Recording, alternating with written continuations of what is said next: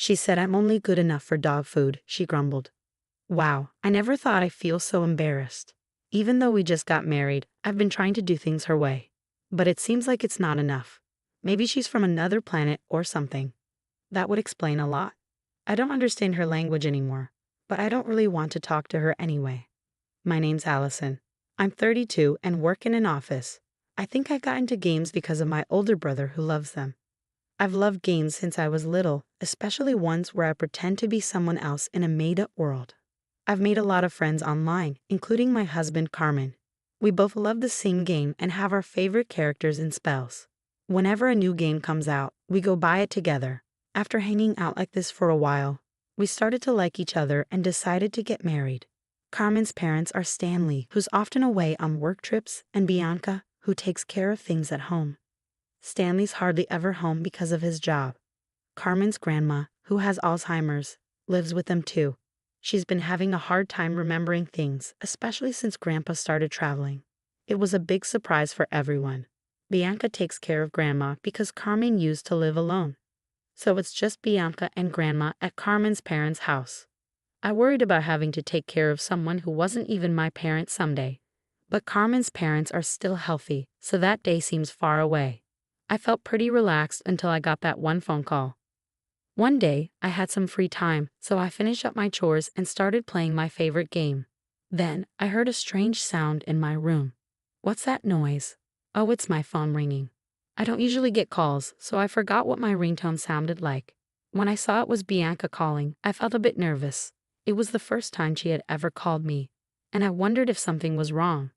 So I answered quickly, saying, "Hello. You took your time. It's common courtesy for a responsible adult to answer promptly when someone calls." Her sudden sarcasm made me want to hang up, but I stayed on the line. "Sorry, I'll try to be quicker next time. What can I help you with?" As if you have time off on your days off, right? Playing with those silly games? You should be doing your duties as Carmen's wife. After Bianca abruptly hung up, she told me to visit Carmen's parents' house on my next day off. I felt bewildered for a while. Why did I have to deal with sarcasm from a rare phone call? I thought about ignoring it, but she's Carmen's mother, so I figured I should just hear her out. That's how I decided to approach it. Later that night, I told Carmen about the call. "I'm really sorry. It might be a hassle, so you don't have to come with me."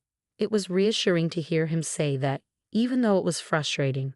Sometimes I just need a place to unwind after work. "Hello. Oh, Allison, is something on your mind?" Susan from the pottery school greeted me warmly. I went there feeling lighthearted, but now I'm fully engaged in conversation. Susan is around the same age as my grandma, but still vibrant and ready to listen to my problems. She's like a mother figure to everyone. Pottery is fun, but I mostly come here to chat with Susan. "Listen to this, Susan," I began, venting to my friend. I got a rare call from Bianca, and it was just one sarcastic comment after another. "You must have plenty of free time," she said, "or do your duty as a wife." I never expected to hear such outdated remarks. Susan always listens to my complaints without judgment. Just ignore Bianca's nonsense. There are still plenty of old-fashioned people out there. People who talk like that often have double standards. My son's wife deals with the same thing. While I may not have lucked out with Bianca, I'm surrounded by kind people like Susan. It naturally encourages me to keep pushing forward. On my next day off, I followed Bianca's instructions and went over to my in-laws' house. When I parked and approached the door, Bianca was already waiting there. "Oh great," I muttered nervously, trying to keep calm. "Good morning. You're supposed to be here 30 minutes earlier. Don't keep your superiors waiting," she scolded. I had just arrived, and already I wanted to turn around and leave. I can understand being punctual for work, but why should I be scolded for her convenience? Besides, arriving 30 minutes early can be inconvenient for the other person, which I didn't want to do. "Well, it's only 10 minutes early," I tried to explain, but she cut me off. "Don't talk back. Am I running a military camp?" I sighed, feeling defeated. I will never trust this person again, no matter what. And I won't ever agree to take care of her when she's old, even if she offers me a lot of money. No way. "Fine then, you're late for our appointment. Anyway, I'm leaving now," Bianca said, ready to walk away. "But wait," I stopped her. "You call me here without any explanation. and I have no idea what's going on. Well, I'm going out until tonight, so you'll have to come here on your days off from now on, do the housework, and take care of the person in the back room, Bianca said before driving off. I've never met someone so difficult to communicate with. She seemed nice when I met her with Stanley and Carmen, but that wasn't the case at all. I thought about just going home without doing anything to avoid getting yelled at again. But more than that, I hadn't met my grandmother-in-law yet. Bianca had mentioned her, but since she didn't understand, she decided I didn't need to come to the family wedding. By the way, we only had a simple meal and didn't have a wedding ceremony. Carmen and I were supposed to visit her together later, but our days off never lined up, and embarrassingly, we never made it. As I opened the entrance door, a shocking sight greeted me. It was a mess. It wasn't quite a garbage dump, but it looked like it wouldn't take long to become one. The room was cluttered with stuff, and there was a pile of laundry, clean or dirty, scattered on the floor. The kitchen sink was overflowing with dishes. Dust was gathering in the corners, and it was visibly disgusting. The last time I was here, the place was clean and tidy. What on earth happened? This is awful. As I pondered, I heard noises coming from the back room. Ah, it must be my grandmother-in-law, I thought, deciding to go and greet her. Excuse me. Since the day Bianca called me, I've been going to my in-laws' house as instructed. I've come to realize that Bianca probably spends her days out and only comes home late at night. She doesn't seem to take care of the house or her grandmother-in-law at all. While she bosses me around, telling me to fulfill my wife's duties, it's clear she isn't doing much herself. Maybe she got carried away because I obeyed her commands. She once loudly said, "I'm relieved that Carmen, who always plays with toys, finally brought home a wife. But after all, a wife is just a stranger. I guess you're like a free housekeeper. In this day and age, treating your son's wife like this is completely unacceptable." Of course, I told Carmen everything Bianca did, and he kept apologizing every time he heard about it. "You don't have to go to that house anymore," he would say. He even offered to talk to Bianca himself, but I asked him to hold off because I had a plan. I kept visiting my in-laws' house because I was worried about my grandmother-in-law. When Carmen saw that she and I got along well, he was really pleased. After a few months of those routine visits, while I was cleaning my in-laws' house as usual, Bianca said, "There's a memorial service at the end of this month and people will gather. Just make sure you don't say anything unnecessary, all right?" I smiled and replied, "Of course, Bianca," but it seemed like Bianca wasn't completely satisfied with my response.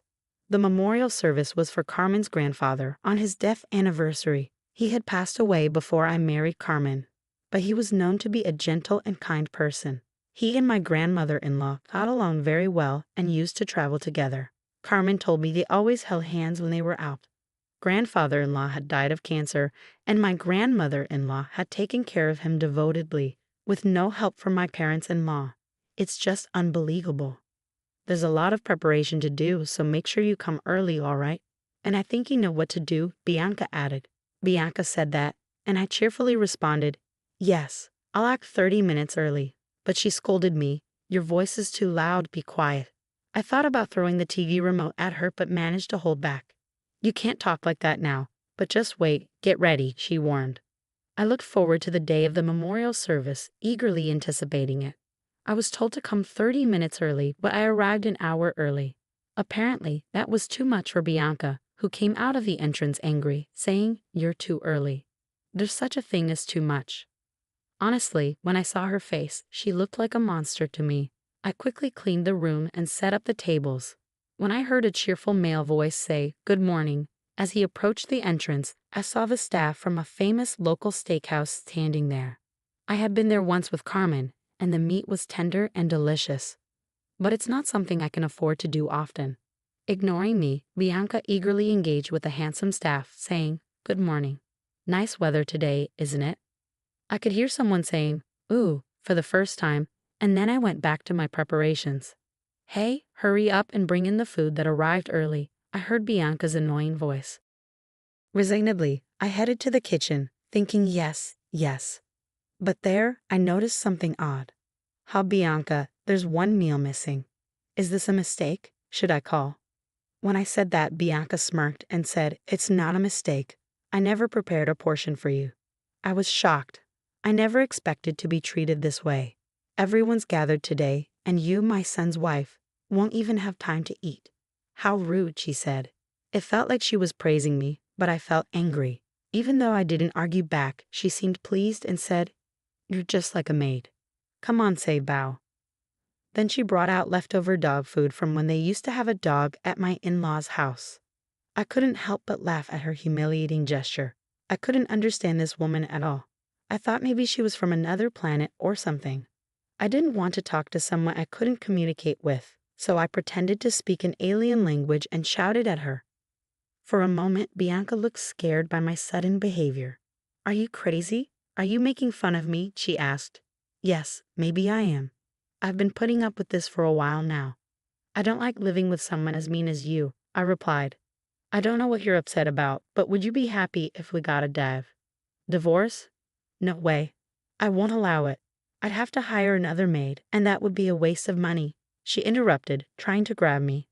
"Stop it? How embarrassing," I said, turning around to see Carmen and my father-in-law Stanley, along with Stanley's brother and his wife, who had come from far away. Bianca didn't notice them because we were arguing, but it was time for Carmen and the others to arrive. I'm not sure how long they had been watching, but Bianca suddenly became quiet, maybe because Stanley stepped in or because she was shocked. Then the priest came to the house. The memorial service ended simply, and it was time to eat. But my grandmother-in-law stayed in her room, saying she wasn't feeling well. "I haven't had steak in a while, but it's really good here," Stanley said as I busied myself bringing drinks and such. "Allison, come and eat too. You don't need to do all this," my aunt-in-law said kindly. "Thank you, but it looks like there's no steak left for me." I pretended to be sad.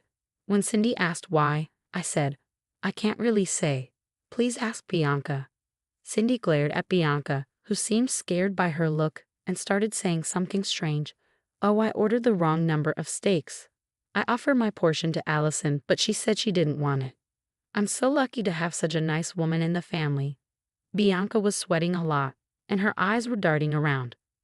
Cindy looked at me worriedly. Yes, that's right. Behind Cindy, I could see Bianca's face completely at ease. That face was so funny, I struggled not to laugh. Bianca is always so nice. She tells me when I'm not polite. Today, instead of steak, she prepared this for me. I said and brought out the dog food Bianca had given me from the kitchen.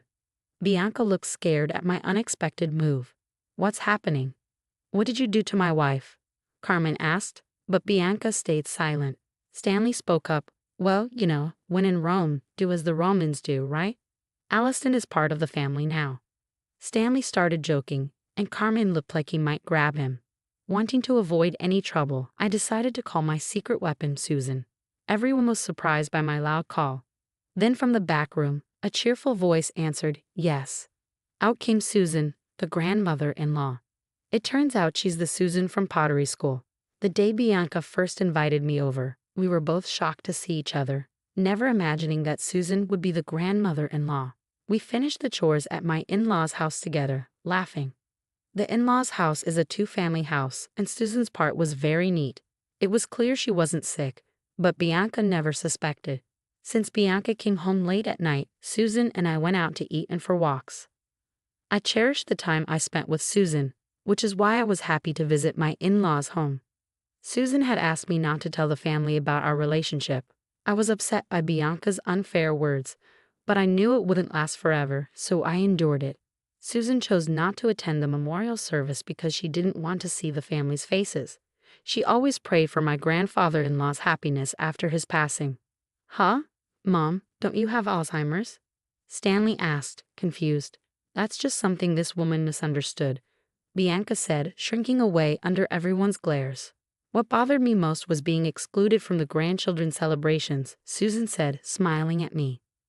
Bianca, not finding this funny, suddenly apologized. "I'm sorry, Allison. You've always been distant to me. I was frustrated, and that's why I played that prank today. I truly regret it, but if you had been kinder from the start, maybe I wouldn't have. I never wanted to go along with this act. Bianca, all the kind words you've said to me before, I thought they meant something. That's why I recorded them," I said, pulling out a hidden voice recorder. As we played it back, Bianca's face turned pale, and the others grew serious. Susan and I had planned to reveal everything on this day, regardless of the steak incident. After listening, Cindy started laughing. You talk about social manners, but you've never worked a day in your life. It seemed Bianca had never worked and had lived a life of leisure after the children grew up. Bianca started going out more, leading to constant arguments with Stanley. Stanley himself was apparently a habitual cheater who came home late every night. He would show up at school events for appearances, but otherwise had a fake relationship, according to what Carmen had told me. Carmen couldn't stand it either and left home as soon as he finished high school. That's why pack your bags and leave right now. This is the home my late husband and I cherished. I'll never let you come back. And you too, Stanley, Susan said, glaring at him. You've got another woman out there, don't you? Do whatever you want, worthless son. I'm cutting ties with you. Stanley left hastily, maybe feeling too exposed. And Carmen, I know you're busy with work, but visit once in a while. I understand if you don't want to, with such foolish parents, Susan told Carmen, looking a little sad. Then we left the house. As Carmen and I walked away, Bianca, looking furious, chased after me. Wait, clear up this misunderstanding. If I get kicked out, I'll be in trouble. I thought if that were the case, she shouldn't have mistreated me in the first place, but her words came too late. I don't get it. Why don't you work? You seem to know how to be a decent member of society, I said sarcastically as I got into the car. She was yelling something outside, but I ignored her. Let her regret her choices however she likes. After getting kicked out of my in-laws' house, Bianca showed up at Stanley's place where he was working alone. But as Susan predicted, Stanley was already living with his mistress, and Bianca was quickly left out. It turned out Bianca had been cheating too, with a married man. She got sued by his wife for damages. Since both our former in-laws had cheated, the damages kind of balanced out, but Bianca still had to pay. Stanley might have to pay less if his mistress's wife also sues him, but they're strangers to me now, and I don't care. They were a match in a weird way, despite their fake relationship. Carmen has no attachment to them and never wants to see them again. I feel the same. We decided to live in the in-laws' house with Susan. We got rid of all the furniture Bianca had picked out and changed the inside a lot, so it feels like a new home. Susan is surprisingly lively for her age, but I'm happy to take care of her if she needs it. Plus, next year, our family will be growing. I'm excited to have a happy life with my loved ones from now on.